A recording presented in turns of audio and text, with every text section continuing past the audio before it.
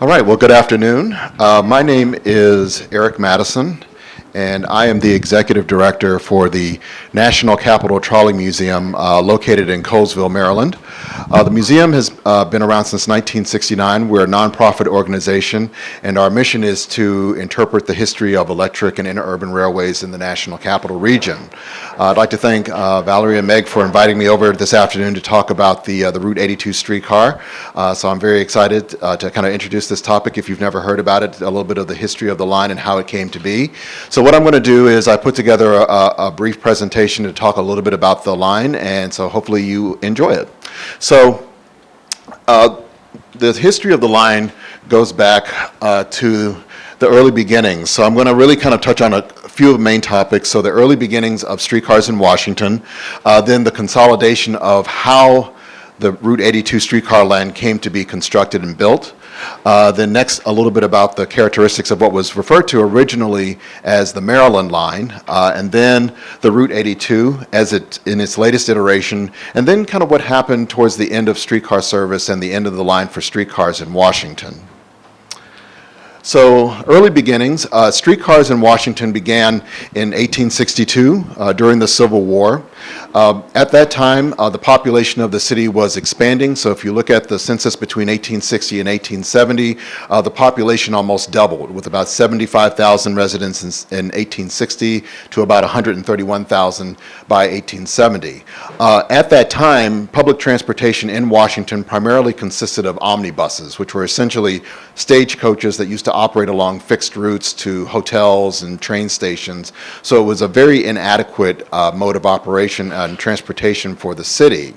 So in 1862, the very first streetcar company was founded, the Washington and Georgetown, and it provided service from the Navy Yard over in Southeast all the way to the port at Georgetown, operating along Pennsylvania Avenue.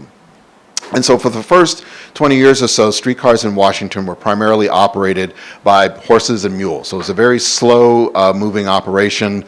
There were a lot of challenges with it. The first system, when they first constructed it, they built the original line, but then the tracks weren't built properly, so they had to rip the whole thing out and reconstruct it within a few months' time. So, you know, there's something to be said for, you know, project management. But what was also happening is that, as I said earlier, the population of the city was growing. So you had a number of people that were moving into the area for, that were fighting for the Civil War. You had a number of freed slaves that were moving up from the South. You had a number of people that were coming into Washington to work in the expanding federal bureaucracy. And so having the need for a reliable mode of transportation was essential. And so at the beginning, early streetcar companies were initially private companies. So Washington and Georgetown had its charter granted by Congress, and they said that you can operate over these streets, you can carry this many passengers, you can charge this much. And so this was how public transportation began, a series of private companies that would operate over multiple routes. And so you had to know how much your fare was because there was no transfer back then. So if you were going between one company to another, you often had to transfer between these two multiple companies. But this all changed beginning in 1888. A couple of things were happening. So by 1888, you start to see the beginnings of the construction of what would become Route 82 or the Maryland line. But the other thing that was happening was that you were also starting to see a change in the technology about how streetcars were operated. Up to this point, your choices were either horses or mules. Later development was with cable cars, so Washington at one point did have a cable car system, and then there were also other different types of experimentations with electricity. But in 1888, a couple of things happened. One, there was a demonstration down in Richmond, Virginia, of an electric streetcar system by Frank Sprague that would become kind of the model for electric streetcars. But then the other thing that was happening at that same time was the creation of a company called the Eckington and Soldiers Home. The Eckington and Soldiers Home was one of the first pieces of what would become the Route 82 streetcar line, and it was founded in the same year that this demonstration was done down in Richmond. And the thing about the Eckington and Soldiers Home is that in its charter it was written that this company would be operated using electricity. And so all the companies that you see here listed are all of the companies that either had something to do with the construction of the Route 82 streetcar line or something to do with the operation of the line itself. The original intent of this line was that It was supposed to offer competing service to the B&O Railroad and operate from Washington to Baltimore. So I think, where is it? There's the Edmondson Avenue, Catonsville, and Ellicott City. So what was happening is that these companies were all getting these charters to build some piece of what would become the Route 82 line, and then eventually all of these lines would kind of merge together. They would be acquired by other companies, and so all of these companies would form what would become the entire route that would run ultimately from the Department of Interior all the way out to Laurel, Maryland. So you could at one point do a one-seat ride. But between 1888 and the early 1900s, you had all of these companies that were building streetcar lines, and they were all building them using electricity. But there's just one problem. So in the District of Columbia, there was, by this point, a federal law that was put in that said that you could not operate streetcars using overhead wire.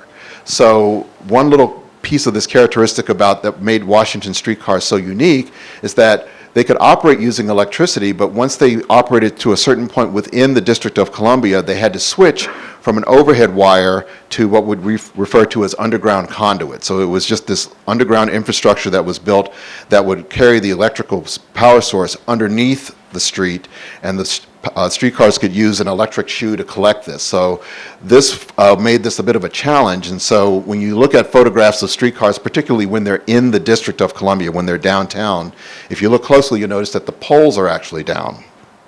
So by the early, beginning in the late 1880s and up until the 1900s, the line that would become the Route 82 or the Maryland line was constructed in pieces. And so they would usually build out to certain communities. Oftentimes, the development of the line was often tied with property development, so it was a way to encourage the growth of what would be referred to as streetcar suburbs. So you could now live outside of the district in a community that was maybe somewhat semi-rural, but then you could board this electric streetcar that would get you downtown within under an hour, sometimes 30 minutes. So it was a reasonable commute. So the Maryland line, as we came to know it, was finally completed by 1900. So by 1900, you could now ride all the way from downtown Washington all the way out as far as Laurel. The photograph that's here is a group of what we call trainmen or crewmen that were stationed at the Eckington Car House, which is right down at 4th and T in Eckington. The car that they're standing in front of is what's referred to as a center door car. We have one of these types of cars at the museum. It was built in 1912, but this was where the cars that operated along the Route 82 were housed. This is the division that they were operated out of. The building itself is still there. If you've ever driven or ridden down on the Red Line and you're coming down through Eckington and you look off to the right, you'll see that there is a gray kind of building with a large roof on top. That building was the Eckington Car House. I think the post office was using it for a facility for a certain time, but the building is still there. But by the 1900s, you've got a one-seat ride that will take you all the way from downtown all the way out into the suburbs. You've got frequent service, so I don't think I brought a timetable with me, but we have some of the timetables from that time. And you were looking at service around every 5 to 7 minutes during the rush hour, and then about every 10 minutes during non-peak hours. So every 10 minutes or so, you could hop on a streetcar that would take you downtown. And then this also led to the growth of the suburbs and the communities along the line. So you could take either the B&O Railroad that would provide some suburban service and stop at some of the stops along the line, or you could take a more frequent car that would take you closer to your home. The photograph here is a photograph of a car leaving Mount Rainier in the early 1900s. So if you can imagine, this is what Mount Rainier looked like when the streetcar line was built. So you can see how the streetcar led to the development and the growth of the communities along the route. By the 1930s, though, you start to see the development and the change of the name from the Maryland line to the Route 82. The reason for this is that streetcar lines were typically known by the name. They didn't have a route number, so you would refer to it as the Maryland line or the Glen Echo line or the 14th Street line or the Mount Pleasant line. By the 1930s, you start to see the introduction of route numbers. So the one way you can always tell whether a current Metrobus route was a former streetcar line is if it is just a number only. So out in this area, the routes 82, 83, and 84 were former streetcar lines, or is kind of a descendant of the streetcar lines. If the bus number has both a letter and a number with it, it was usually built as a bus line. There are some exceptions to that, but if you know the L2 that runs along Connecticut Avenue, that's a bus line. It's been a bus line since 1935. But by the 1930s, you start to see that they refer to the line as the Route 82. And a lot of things were happening between 1930 and 1958, and so you start to see the stage being set up for what would come to be the end of the Route 82 and the end of streetcars in Washington.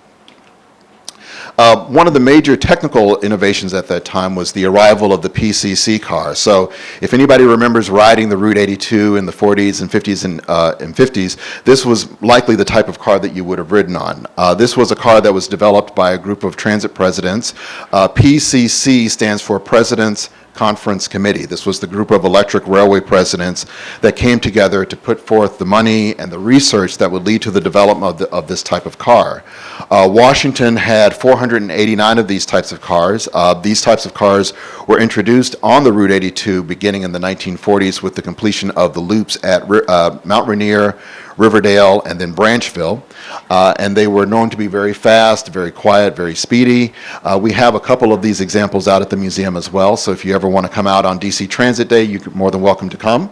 But this made the operations a little bit faster, and you could also operate with just one person. Streetcars up to this point required two people to operate with, a motorman and a conductor. The next thing that happened was World War II. So the motto here, serving Washington, which serves the nation, was the motto of the Capital Transit Company, which provided streetcar and bus service in Washington from 1933 until 1956. This is a car that is down at the Department of Interior, and during the war, they would often paint up some of the cars in special liveries to either boost morale or promote certain things about the war effort. This one was boost your payroll savings by buying war bonds. This was the war bond car. And if you notice, the woman that is standing in front of it is an operator. She was hired by by Capital Transit during the war to operate streetcars. There were a number of women. It was called the Women's Auxiliary Transit Service, the WATS.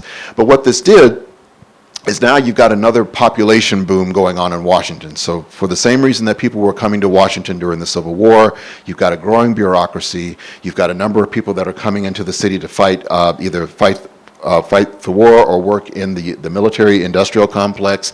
And so now Capital Transit at this point is going through a bit of a boom time because you've got automobile, rubber, and gas rationing, so everyone is being kind of encouraged to ride public transit. But of course, with the end of the war,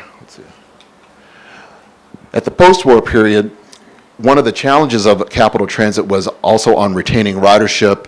There was also desegregation that was going on. There had been a challenge during this time to desegregate the operating environment for Capital Transit. There were a number of African American men who worked for the company. Actually, they had worked in the shops, and they were trying to get hired as operators to put on a uniform and operate as what we refer to as on the platform. This did not happen until the mid-50s because of the racial discrimination that was going on and the policies of the company. But there was also new corporate leadership that was going on immediately following the war. So again, Capital Transit was a private company, and so under by the late 40s, you had a new owner called Lewis Wolfson, who came in and purchased Capital Transit and would operate it up until it became DC Transit in the 1950s.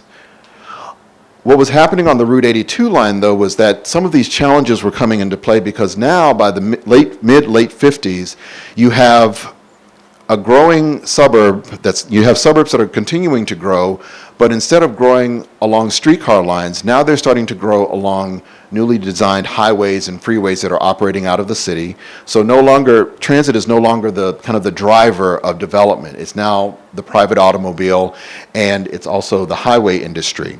And what was happening on the Maryland line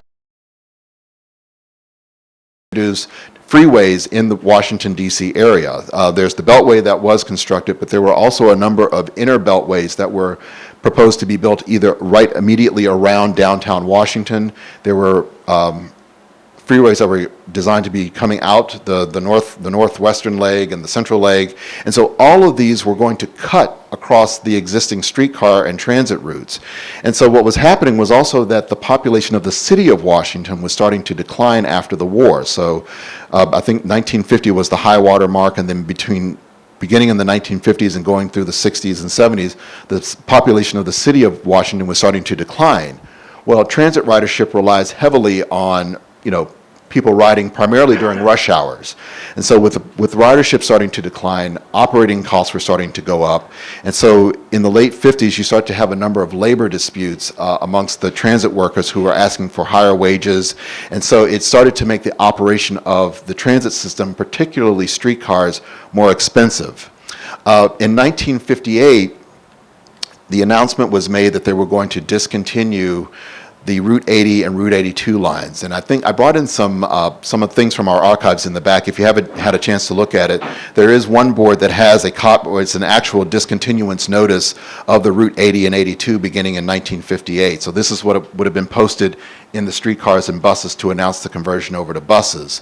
But in 1958, there was a plan to introduce freeways that would have cut across the Route 80 and Route 82 lines. So in 1958, the Route 80 and 82 were the first two streetcar lines to be converted over to buses.